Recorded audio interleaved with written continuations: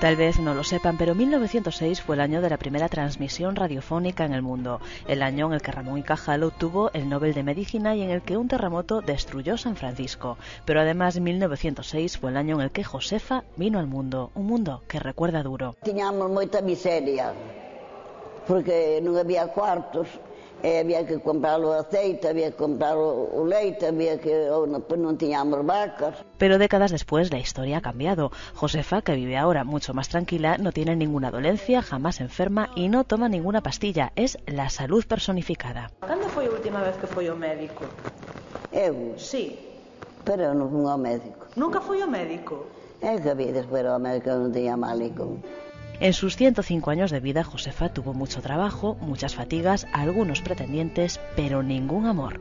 Unha voz díxome: Josefa, non te cases, como vos non hai ningún. E non me casei, estou contenta. En su particular baúl de los recuerdos también hay un sitio, como no, para la tele. Cando eu a televisión houve moito que falar daquilo. Moito que falar da televisión, moito. Porque era unha cousa nunca vista. Bueno.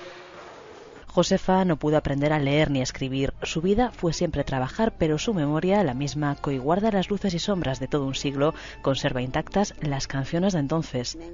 Las que sigue cantando mientras camina sin prisa, pero sin pausa, hacia su 106 cumpleaños.